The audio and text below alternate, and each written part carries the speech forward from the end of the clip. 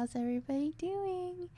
So this is the absolute first Solar Plexus and Chill podcast, and I am with the wonderful Patrice Deveaux. Yes, numero uno. Congratulations. Oh, thank you. Solar Plexus and Chill. We're chilling. Yeah, definitely. We're chilling. So you brought some crystals. What kind of crystals did you bring? So I brought the citrine, which is, if you don't know, really great. I know you know, but for those of you who may not know, great for prosperity. And then I have some rose quartz here, which is more associated with like the heart chakra and kindness, lovingness, that type of. I feel like that's more like she's the more solar plexus. I'm the more chill. You'll get that before this is all over with. She's the guru over here. I'm not. The thing about the term guru, I freak out because it's a lot of pressure. I never want to. You know, I was thinking about L. Ron Hubbard this morning. Oh, gosh. And we're so close to that Scientology There's one center. right across the street. I just said that. They're everywhere out here, though. They're in NoHo here. We're in North Hollywood now. When I was in New York City, they were just like right across in the theater district. It's like, what are you recruiting here? Like, who is this? Like the reptilian agenda? I don't even know. So it's like, oh, and I'm here with Travis Clyburn. Shout out to Travis. Hello, you guys. How you doing? How the you man doing? behind the magic. Yes. Yeah. I'll be the one off camera. Yeah. He's on the sound. You know the thing. You know why I chose the studio is because your sound brought me ASMR when I was listening to the podcast. Thank you. We try. ASMR. Oh, Patrice, your voice gives me ASMR. You could talk all day. I did the same thing about you, though. I remember when you used to do your readings on like Instagram, and that was when it was like the kitchen witchery. What was it? Kitchen witchery. Kitchen witchery. Yes, Yeah. I used to be so open for that. Like I was always there. Just, I mean, even the other parts of it was great. The other elements, like what you were projecting, but just the sound of your voice, I was just like, oh, this is what you need after a long day. Oh, yay. So for people listening, let's do like a meditation so they have ASMR. Okay. What's your goal for 2019? Expansion. Expansion in all of the in the right directions, because that's one thing I feel like a lot of times we have to be more specific when we say we want more of something, you know, because you can get more of the shadow self stuff, or you can get more of your higher frequency, you know, stuff. So I mean, definitely more opportunities to provide more opportunities for other people, to really have that understanding and respect for what it is that I do behind the scenes, as well as you know, just being a little bit more recognizable so that I can get missing. I am working on going underground somewhere before this is all over with, or joining Tupac in Malaysia. Because Pac is still alive, everybody. Indeed. Pac is probably like doing some like ayahuasca retreats or something. Right. You can imagine, like, I believe it. It's a good time to probably start thinking about going somewhere, though. Maybe not underground, but Oh Lord. Yeah. Well, you came, but you're new. We're both new to LA, but you're like new to LA. Yeah, like we're on week 6 now, I think. Week 6. Yeah. Yeah, so how tell me about that trip, because I know a little bit about it, but I don't know like the full details. Well, the most interesting part of my trip out here is that I drove from Richmond, Virginia to LA in 2.5 days, I'll say, by myself on expired tags. So listen, and I had no tickets, no accidents, no anything. It was just such a blessed and spiritual trip. I was like, that was one of the key indications that I knew that I was on the right path, because I was being led to go to LA, and I'm like, wow, that is really far. You know, New York is really close, and I can still be back and forth home, and you know, and then you know, Georgia is, you know, pretty popping for, you know, entertainment, especially, you know, Black entertainment. It's like the Black Hollywood, but you know, it was the voice, just LA, and so I hopped in the car. My car actually started, like, it messed up the day before I was supposed to leave. So all of the money that I kind of like had saved to kind of like have a buffer for when I came out here, I ended up having to put in my car. So there were times in that 2.5 days where I was actually just making it across country $50 at a time, a fill up at a time. Mm-hmm. And but I wouldn't have done it any different way. It was an amazing trip. I met some amazing people, and more importantly, it was a great time to just really be quiet and with my inner self and my higher self, and just listen to God, listen to the universe, to really make sure that we were on, you know, the same path. So I do it all over again in a heartbeat, the exact same way. It was definitely an adventure. I didn't even sleep for the first 24 hours. I stayed up. I drove 24 hours straight. I mean, obviously I stopped for gas and used the bathroom, but the first 24 hours I didn't get a hotel or anything. And what was the thing that called you here? Because I mean, we know each other from the DC, well, and also Richmond, when I saw you down in Richmond, but you know, you fucking kill it. And you, if for those people on the first podcast, no. Well, you know, no, but you do, like, you were headlining the Funny Bones in Virginia Beach and Richmond. Yeah, for a little bit. And you were fucking just like out there and killing it. And I saw you on like morning TV and like Roland Martin show. Yeah, that was really great. Shout out to Roland Martin. And you know, I was producing shows out there pretty consistently, pretty heavily. I had some really amazing, like, you know, headliners and stuff like that attached to my brand. You were going to ask me a question. But where was, because you were like, for people who knew you in the DC scene, everybody's like, Patrice is just one of the best comics here, and she's just fucking out there killing it. What made you make that transition this fall, I guess, to come out to LA? I felt like maybe I was a little too comfortable. Mm-hmm. And I feel like once you're in a space of comfort, it's much harder to grow. And I really appreciate all the support, either from the comedy scene and, you know, just from what I call devotees. His last name is Deveaux, like the devoted people who, you know, really, you know, support my craft and my brand. But it was time for me to, like, step away, because, you know, I don't know if, you know, biblically they say a prophet's never really appreciated in their hometown. Like, you kind of have to leave. And so even though there was a lot of love shown to me, I was getting plenty of money, a lot more money than I'm currently making doing stand-up out here. But that's not like a complaint. I'm just saying I knew that I was in a comfortable place. And sometimes some people are okay with being I don't want to say a big fish in a small pond, because I didn't really consider myself a big fish. And I mean, DC obviously is not a small pond, but relative to the LA scene and the opportunities that are just out here, even for just extra work, you know, Richmond, I was gonna have to constantly be driving up and down, you know, 95, whereas, you know, here you can hit 4 spots, you know, in a night. You know what I mean? It was more opportunity. That's what I say. I felt like there was a bigger chance for me to go to the next level coming out here. Yeah, I think you gave me some, because I saw you. What is the name of that cafe that we were in Richmond? It was just like that random Sunday. Brewers Street. Brewers Cafe, yes. AJ, shout out to AJ who owned it. And that was an interesting night. Interesting. Fucking interesting.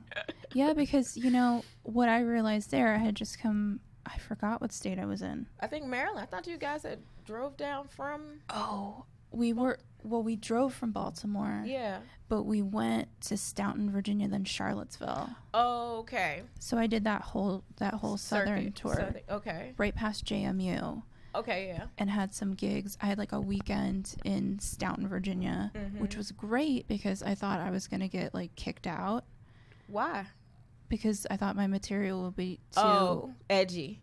Yeah. Yeah. I mean, and how'd they receive it? They were really well in Staunton, Charlottesville, and then when we got to Richmond, and I saw you on that last night. Oh. We were heading back. We were driving up, and we were like, "What's in Richmond?" And we ended up there, and then I saw you. Yeah.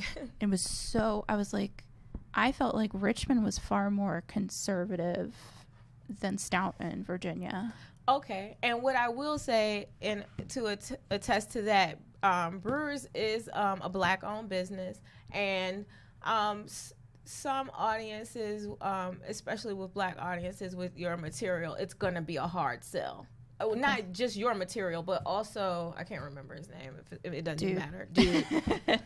The X, case of the X. That kind of material is gonna be a tough sell with Black people, just because of the cultural, you know what I mean? Like, there are just certain things that you don't play about with Black people, and you know, whether it's God or whether, you know what I mean? It's so I could see that it was definitely an uncomfortable night for you, but as a comedian, I appreciate everybody, certain brands of fuckery.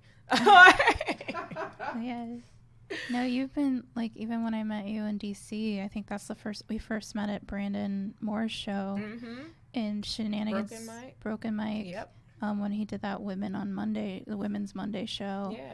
And you came up to me, and that's how we met. You were just, like, so cool and so awesome. You're like, keep doing what you're doing. I really appreciate that. Yeah, you were fearless, like, and I can appreciate that. Like, don't let this soft-spokenness fool you. Like, don't let the ASMR voice fool you. She has a lot to say, and it's like I said, it's edgy, it's different, it's it's smart. Like, I can appreciate what you bring to comedy. I'm ready to see more women being able to be their authentic selves in comedy. And that's what you do. And I saw you, so since Patrice has even moved here for these 6 weeks, you won the Laugh Factory. Yeah. That was the second time. Yeah. And I saw you at Flappers, and you destroyed that room. Like, everybody was cool. Like, that night people were like good, like doing their thing, and you got up on stage and you fucking annihilated that room. And Whitney Cummings was in that room that night, and you still, like, your set was just like so good, and you so personal and just like on point. Like, you're gonna fucking do well here. Like, I feel like know this name, people. Travis.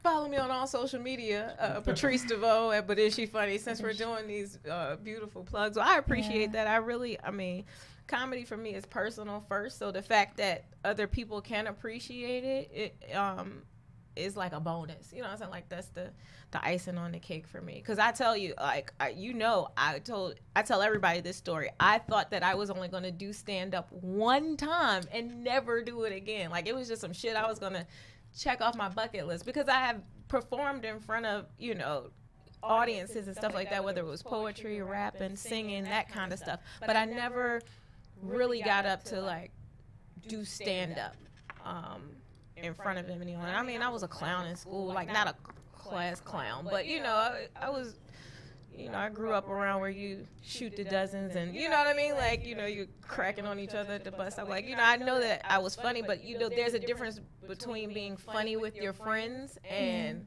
being funny in front of people, like real people. When did you get on? Wait, how long have you been doing stand-up for? Professionally, I've been doing stand-up going on 4 years now, and once I decided that that's what I was gonna do, I have only done that. Like, some people like work and do stand up. I was just like, nah, this is what it is. You know what I'm saying? Like, this is what it is. Again, removing myself from that comfort zone, because if I have my, check every week or every 2 weeks to depend on, I'm probably not gonna write as much. I'm probably, not gonna care about if I hit a mic every night, or if I really am sending out emails for available dates and stuff like that, because a lot of times money is a great glosser. You know what I'm saying? It's a great way to kind of like smoke screen your purpose and if you know, it's great to be able to make money in your purpose, but a lot of times people don't ever get to their purpose because they're too busy getting money. Yeah. And what was, because I know a little bit about your background. You're in the Army, or were in the Army? I was in the Air Force. In the Air Force. Mm-hmm.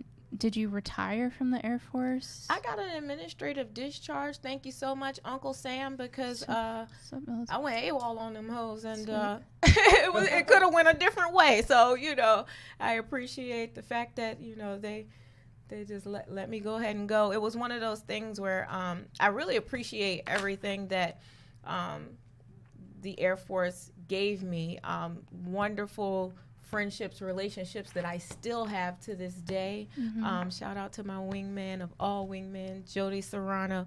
And, you know, life skills, confidence, and just knowing that I was tougher than certain circumstances. You know, zombie apocalypse, I'm one of the bitches you want to have on your team. Listen, I can make a tourniquet. I can, you know, like it's a lot that I bring to the table thanks to the United States Air Force, still one of the greatest air forces in the world. However, what I can say is that my socio-political views changed over time. I grew as a person. I became someone who couldn't just take orders anymore, especially things that didn't make sense to me.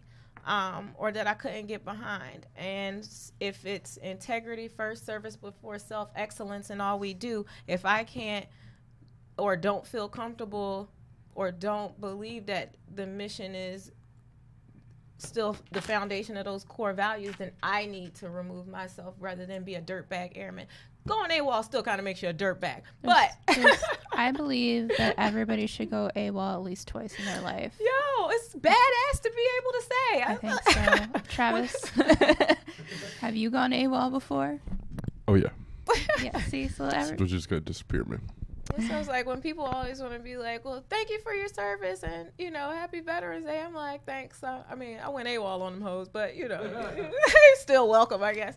But, you know, it was very empowering for me. And I meant no disrespect, but when my commander called me in and said, you know, you've been gone X amount of time, you know, this is almost worse than a felony. You can be court-martialed and, you know, thrown into the brig. And I was just like, and at the time I was pregnant. I do have a family, and I was just like, I'm out. So y'all can do what y'all have to do. If that's what y'all have to do is lock up a 4-month, 5-month pregnant woman, you know, then so be it. But I'm done. So either way, we're gonna be done.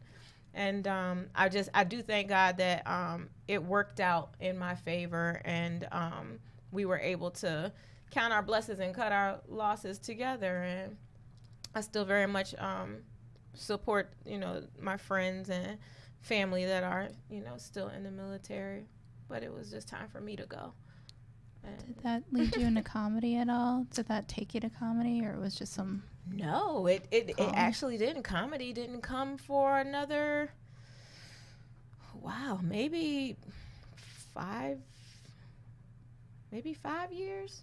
Yeah. I mean, when I tell you comedy was not on my radar to do it. I've always been a student of comedy. I've always loved it, always appreciated it. I used to beg and or sneak to stay up and watch Def Comedy Jam. Like, I come from that era of like when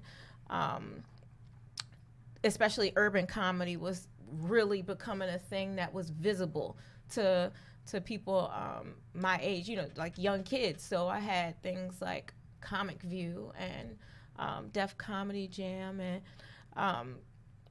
just so many other platforms. And prior to that, you know, I did still love, you know, like Eddie Murphy Raw, like this stuff that my mom used to watch, you know, or listen to. I was, you know, absorbing that at one time, but it was something about that new era in the 90s that resonated with me, that spoke to me. It was like, oh, this is, you know, this is something else, that, and it was stuff that you had never heard before, you know, and it came out to a hip hop soundtrack. And so I was just all in. I was all in, but I was all in as a consumer.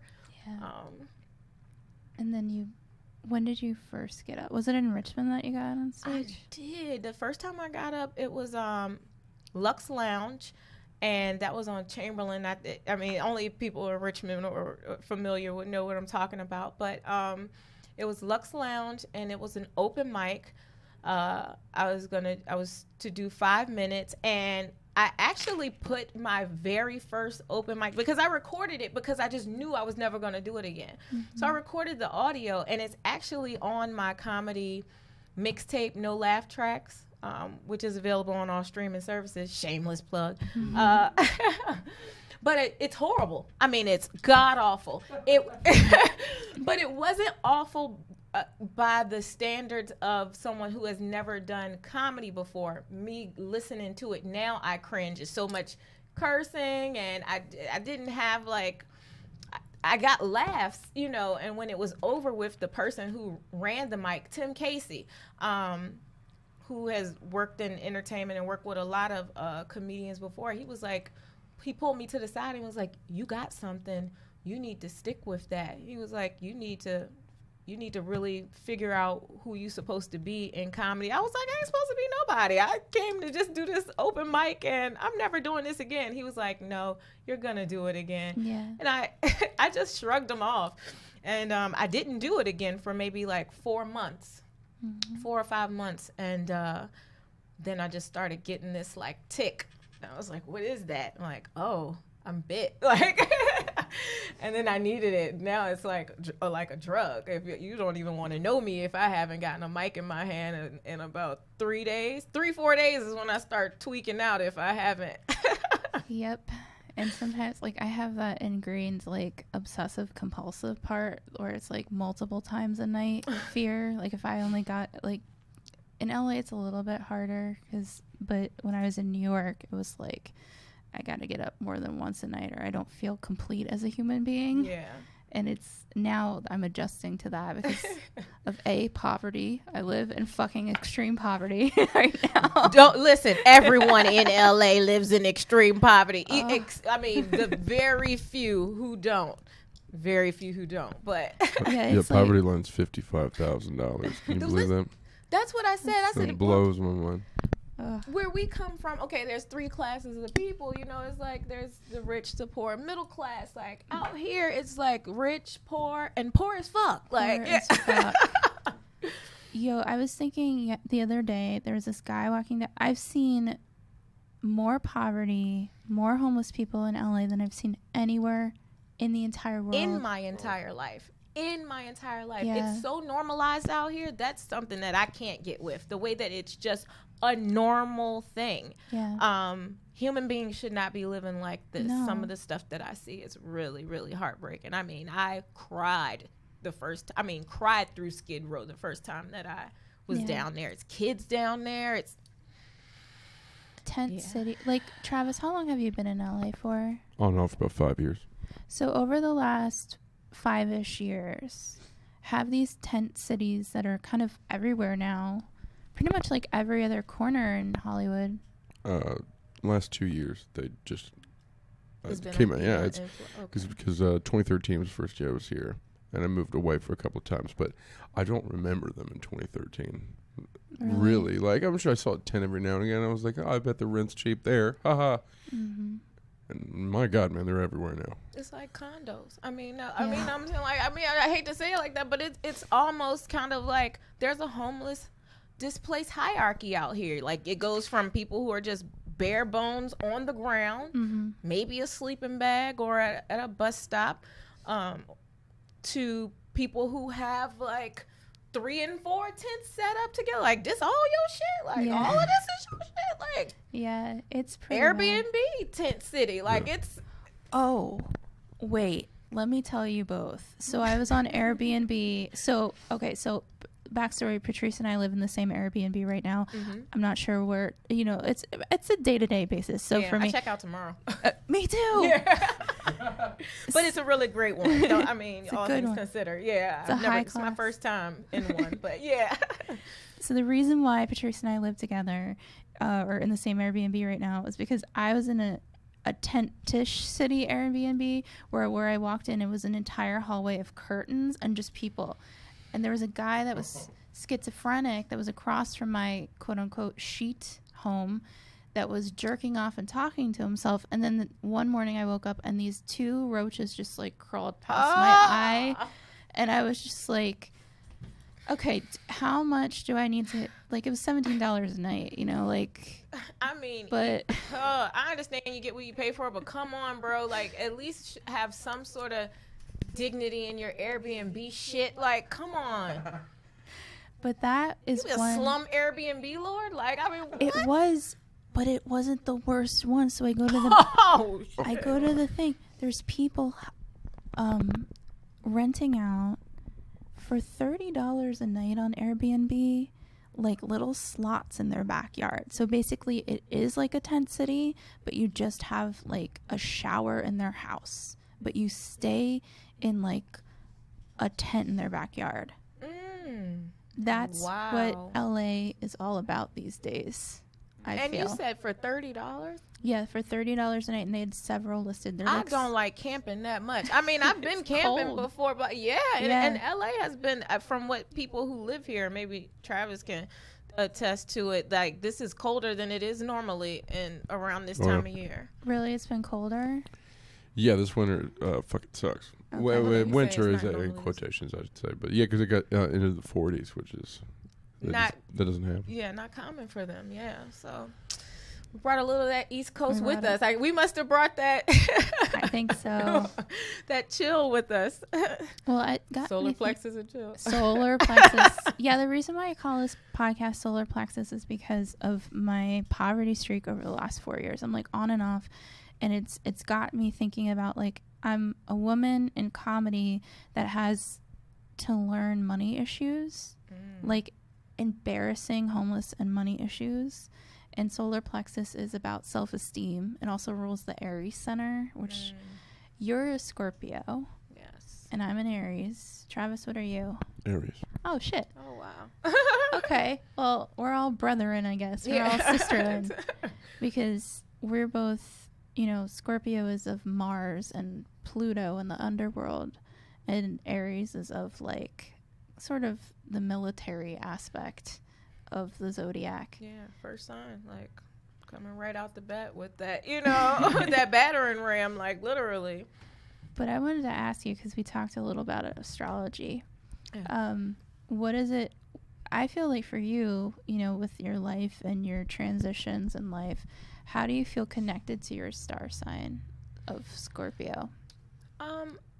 I feel like especially with Scorpio being one of the only, I believe the only zodiac that has 3, you know, partners to it, which is, you know, the scorpion, the eagle, and the snake, or phoenix. The phoenix. Yeah, which is what I kind of resonate with the most, is the eagle and the phoenix. But what I like about it, if I hope I'm answering your question, is that I am able to navigate through all 3 of those things. I know when I'm actually, you know, in that kind of shadow self-survival mode of Scorpio, which I really mainly try not to even, you know, tap into. I really like to either stay in that eagle sense where it's like you're kind of, you know, rising above, you know, the BS, but you'll swoop down and, you know, take what's needed or what's yours when you need to.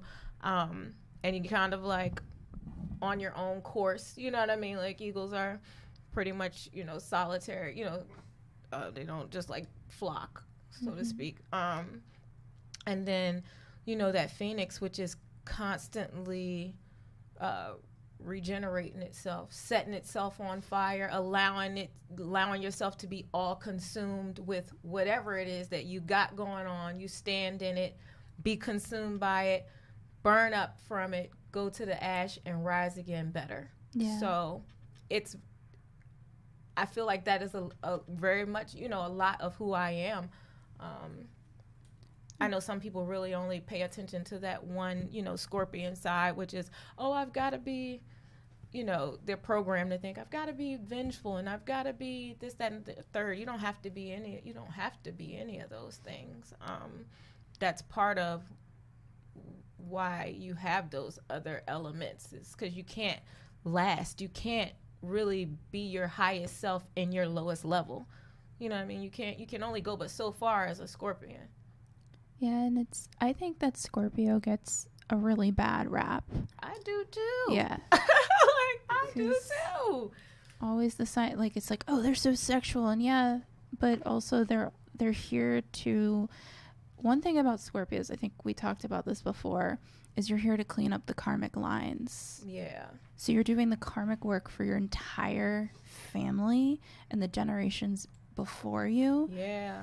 And the fact that you're from like an area, like we're from Maryland, DC, Virginia, where that entire region, like every region has its own energy. Oh yeah. Is very Scorpio. Very like, deep, like the region where the country sort of is powerful. The power comes out of that area. Right. And then imagine, also taking into consideration that, some of my ancestors probably came through this and came through and lived in Virginia in a time that probably wasn't, that great, I mean, for lack of trying to go there, but you know what I mean. So there's a lot of karma there. There's a lot of karma in Virginia, that you can just feel, and especially when they have people who are they're fighting to like desecrate slave burial grounds and build a baseball field on there. First of all, they don't even go to the flying squirrels game that they have out there, like that. Virginia is just not, they're not a sports it's not a sports state. There are no like major sports teams there, and it's not gonna happen as long as DC is there, and you have the Redskins and stuff. Virginia is never gonna have a NFL team or NBA team. It's like I guess I shouldn't say ever, but I said all that to say there is a lot of just karma because it's changing, it's progressive, especially Richmond. It's much more liberal and things like that, but it doesn't erase the history. You still see statues of Lee. Yeah. Very much erected, and they don't, you'll put Arthur Ashe and Lee on the same block on Monument Avenue, and that's supposed to make, maybe it's supposed to cancel itself out, but it doesn't. Yeah. I was in Maryland all last year. I left New York for a bit, and then I lived in Maryland for 9 months, and I kept having shows up in Gettysburg because there's like a little comedy club, and it was like, this is so weird because you go on the battlefield, it's like, this is just. And that's interesting because we meet today. And I told you the sun is conjunct the planet Pluto. Yeah, you told me. Which, fuck you, Neil deGrasse Tyson, okay? Because Pluto will now and for always and forever be a planet. At least in astrology. Yeah, damn right. You just can't get planets the fuck up out of here. Like dwarf star my ass, Neil. Right. So, so today is sort of this pivotal energy that we're meeting under because it's a reflection of the next year ahead. What we're kind of looking at is this intense aspect where next year we are reforming energetically the Declaration of Independence. Oh, wow. Okay. Now we maybe can get it to include everybody since we're going. Okay. Yes. Bring in that change. Yeah. I think the entire country is energetically needs a complete overhaul. I mean, globally we do, but certainly it's they're like the worst thing that I feel like about what we like to do as Americans is sweep all of our dirty laundry under the sweep it under the rug, and pretend like it doesn't happen. Meanwhile, we're all in our neighbor's business. You know what I'm saying? Like, that's what I don't like about America. There's like that bitch that's always in your business, but her shit not together. Like, that's how I feel about it. And I feel like once we figure out that there are just a lot more things that we need to do to be taken care of here, then we can be that example. Because if we're always supposedly thinking that the rest of the world looks to us for, you know, whether it's the idealism or, you know, whatever, the whole world looks to us to be this superpower, we act too much like a supervillain, in my opinion. But yeah. I mean, I was thinking about that, like, when World War II was going on, World War I, it was like the whole country was involved in the war, and now it's just like sweep that war under the rug. Like, what war is going on? You know, who's getting what? People got killed. Why don't you just go onto Twitter and like at something or retweet some dog thing? And it's like, you know, who put Japanese people in internment camps? When did that? We never did that. Yeah. It's like, it's such fucked up shit, and that's why women need to like be in power all the time, because that's part of the issue. That you were just about to go there. It's out of whack because it's just too much masculine energy. Like, they have like crushed the divine feminine to, you know, almost like a powder. Yeah. And now, you know, we are in charge right now of taking that powder and sprinkling our magic on it and turning it into clay and, you know, reforming it. It's definitely time for a shift. I think so. And anytime you go to an open mic and it's 20, go ahead. That's your testimony. You go there, girl. It's 20 white men going up 5 minutes after 5 minutes after 5 minutes in the lottery, and you only have, you know, 3 women who are there to do comedy. They should automatically go up. This is no longer a lottery. You automatically win. And you know what I mean? Like, you were there for how, we won't say the club, but you were there for how many hours? 3? Well, I've been in clubs where I've been definitely there for 3 hours with that lottery system, but there was one me and a friend were in on a specific day this week, and yeah, it was all dudes. I think maybe 2 women got up. And yesterday I was at a club, and I was like, I'm gonna fucking play this game different. I was like, I'm gonna fucking see what happens if I do it this way. And I did it a specific way, and I got up 3rd. Did you put your name as a boy? Did you change your name? No, but that's my next step. That's my next step. No, I went in at a different time than I normally would go in. Okay. And got a drink instead.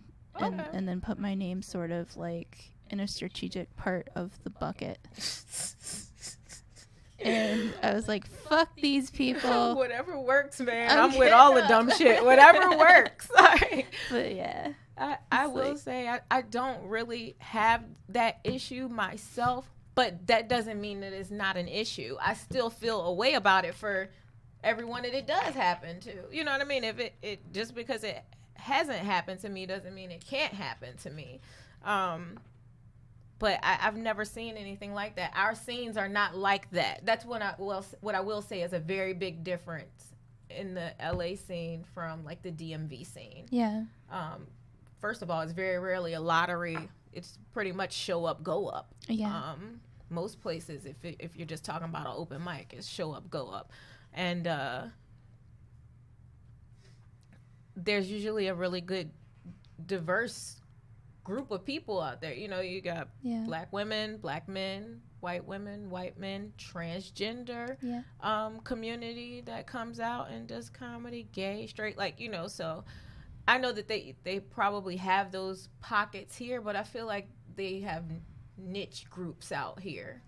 Yeah, there's a lot of, like, we're at a really great studio right now at the Fourth Wall. I like how y'all do things here because it is really, you know, with the slotted system, you can just sign up, know that you got your 45 minutes in the show, and Travis hosts. It's streamlined, it's efficient, it's I make fun of it sometimes and call it the McDonald's of open mics.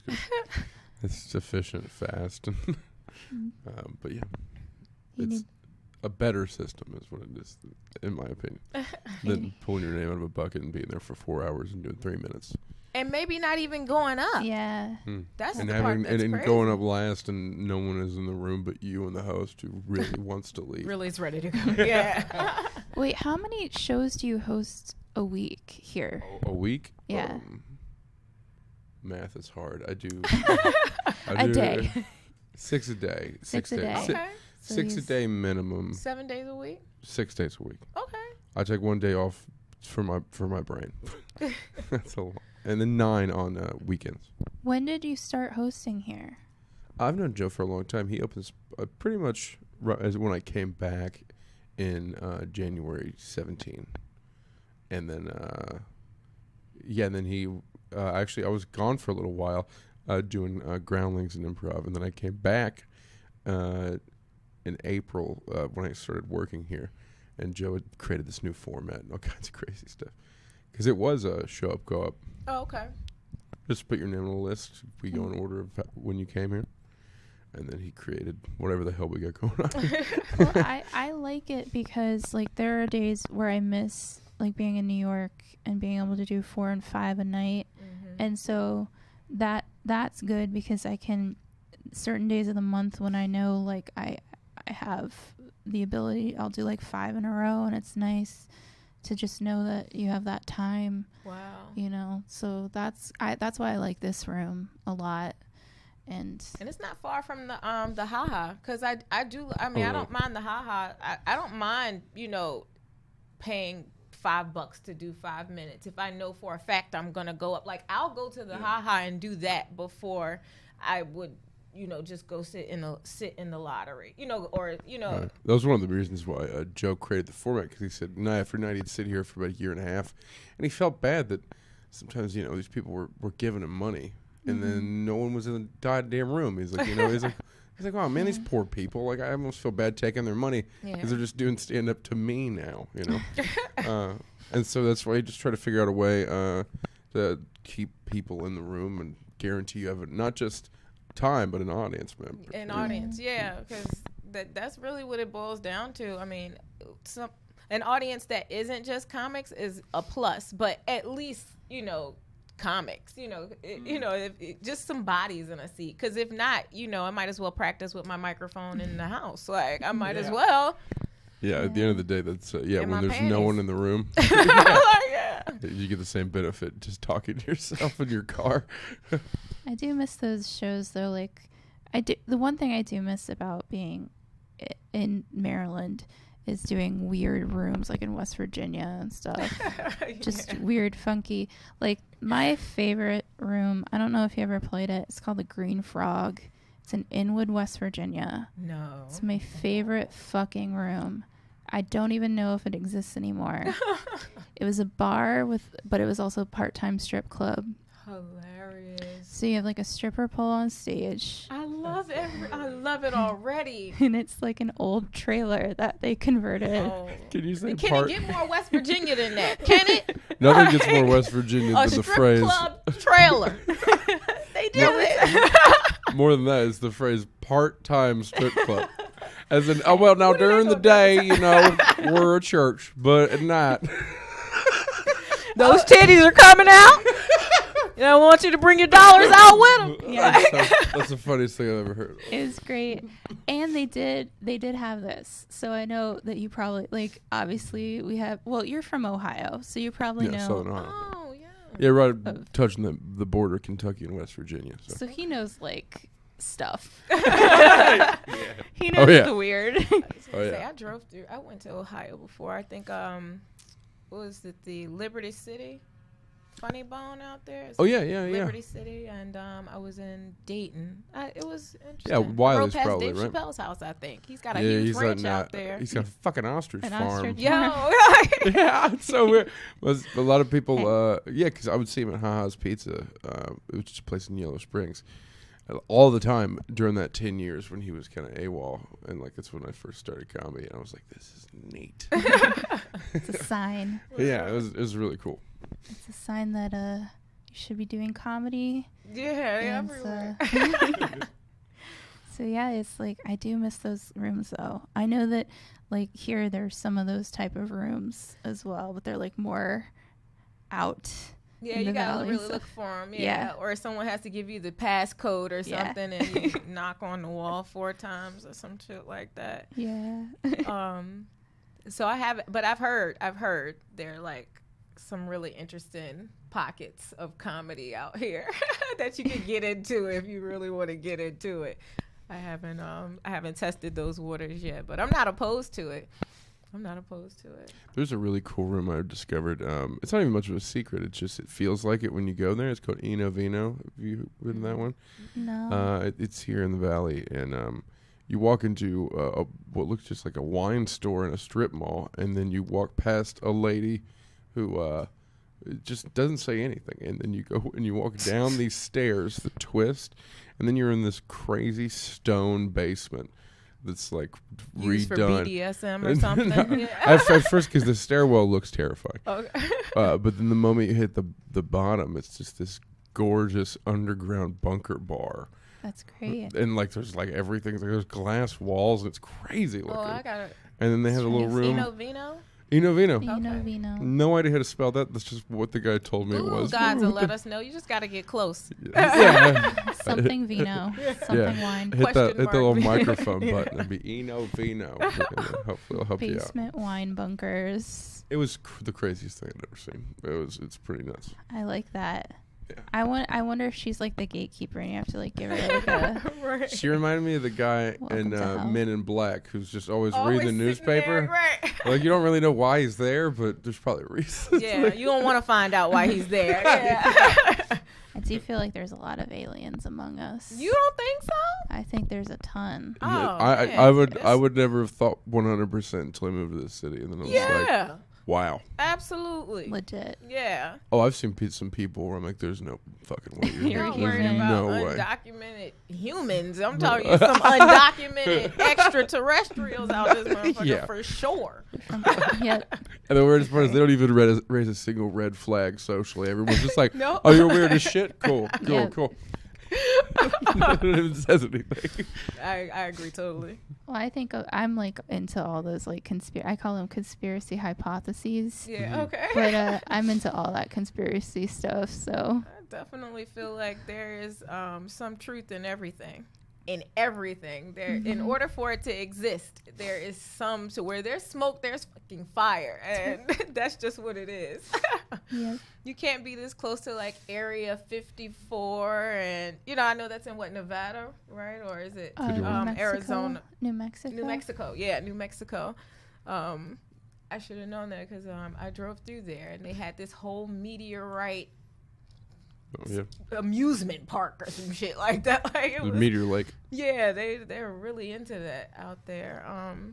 But yeah, it's just too arrogant to believe that in this huge, like we're one galaxy of a bunch of galaxies. Like we really were the only form of quote unquote alleged intelligent life. Like come on, and we're not that freaking intelligent. We dumb. Yeah. Why sure. would that's my question is it's like why I used to do animal research. I worked for military labs, so that's like part of where the military experience. So when I started my career, I was like, why am I doing all this? Like I don't care. Like why do I need to cure anybody's disease? These animals are far smarter and better than people are. So like why would I want it? So I brought them extra treats every day, but that's so sweet. Their life sucked ass. I can only imagine. There was nothing good about their lives at all. The reality is, unfortunately, animals took the place of black people. We were the guinea pigs a lot. Most of modern, like gynecology and, like most modern science was first performed on, slaves. I mean, it is what it is. You know what I mean? Like Jews in Germany, black people here, and stuff like that. Because it's anyone we could just oppress, and no one would give a shit. Essentially. Yeah. I mean, it's it's sad. It's most of the modern advancements wouldn't have happened if it wasn't just doing horrendous shit to people with no care of how they feel about it. Absolutely. Yeah. While they're So alive, sad. while they're, you know, like, Oh, the Nazis, whether we want to admit it or not, made incredible advancements in medicine because they did horrible shit to find this stuff out. And the only way to find some of that stuff out is to just be a fucking monster, unfortunately. But so I don't really know where I stand philosophically on what I just said, but it did happen. And you know, and that's where I like to stand is just that it is what it is. You know, you have to. There's been a lot of talk. I don't know if it's in your community, but in my community about R. Kelly.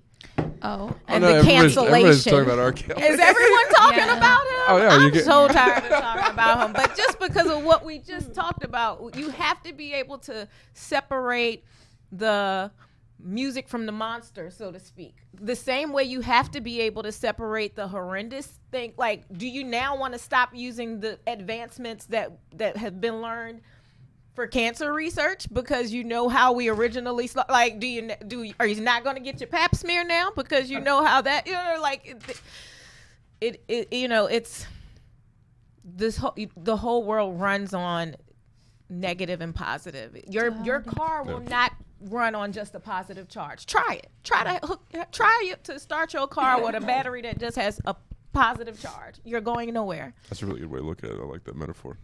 Yeah, we got the duality of and that's very Scorpio. You're in the underworld, you're in the light at the same time. As my mic has erectile dysfunction.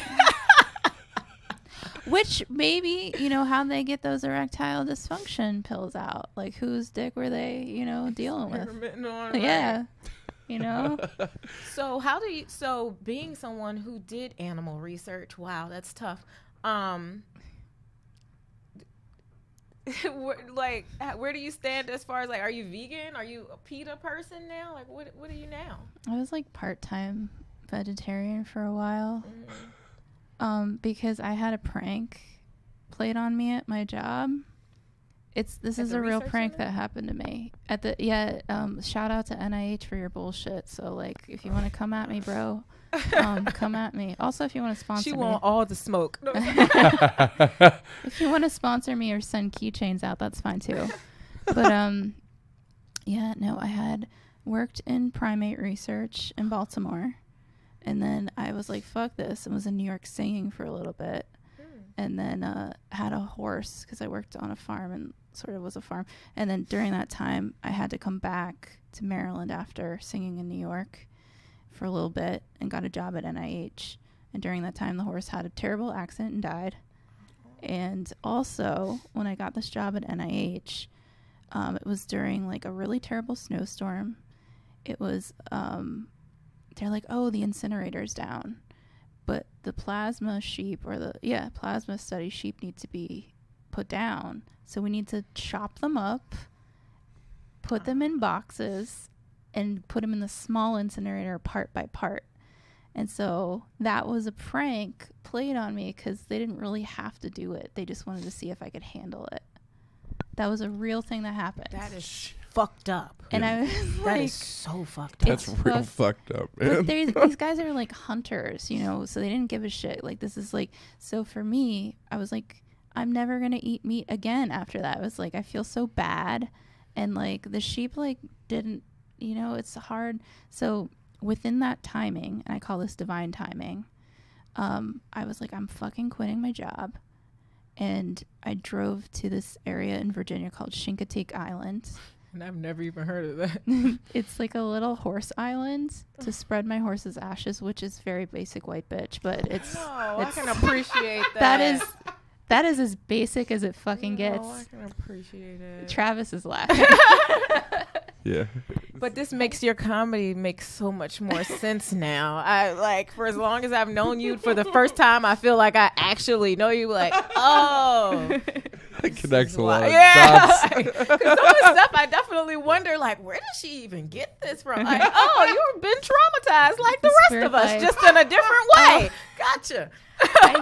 Speaking of divine timing, by the way, you have thank you. You have 1 minute. Basically. 1 minute. Okay, yeah, so to be continued. But basically, the moral of the story is, I got a call from Columbia, New York, and they sent me up there to work there, and I left the terrible animal research portion of my life. But I wanted to say, Patrice, you're amazing. I want to have you back. Reflection of you. We're all a reflection of each other. But I appreciate it. I had a great time. Like, I'm normally like pretty low key, so you know, I'm getting more comfortable with being like, I'm fine on stage, but like podcasts and in front of the camera, I can be kind of like awkward. I feel like, I don't know why. It's just something about it. Well, this is the amazing. So this is the open mic of the podcast. Yeah. Solar Plexus and Chill. I do want to say in the last minute, I need and want to put manifest sponsors eventually in my life. So first product is Mrs. Meyer's Clean Day Soap. Because it smells good, and I just really need some soap. Okay. So look, we're trans wealthy out here. You don't even have to pay you. Just please send me some soap. You know what? If you're a soap company out there, I need some goddamn soap and laundry detergent. Yeah. That's really where I'm aiming at right now. Diva Cup. Listen, Diva Cup. We would definitely love to put one of those in every vagina across Los Angeles. Got some tampons or some butt plugs, some baby wipes. Sponsor a fucking podcast. Thank you. Thank you so much, Travis. You've been amazing. I'm going to pull a tarot card and say the meaning of it. Is it for all of us? It's for all of us and whoever's watching. And whoever's watching. Ooh, that's cool. Good. So Patrice, show it to the camera. Tell me when to stop shuffling. Stop. Top or bottom? I'm feeling kind of masochistic today, so bottom. You know what? And we do need some butt plug sponsors. So right. Baby whites and butt plugs. All right. We have the 7 of Pentacles. I don't know if it shows up on the screen, but it means the 7 of Pentacles, that you reap what you sow and what you garden shall be brought back to you. I believe this will be very reflective in the beginning of July for who is ever watching. And for you, it means your money's going to get right. Yes. Well, I received that. Thank you so much.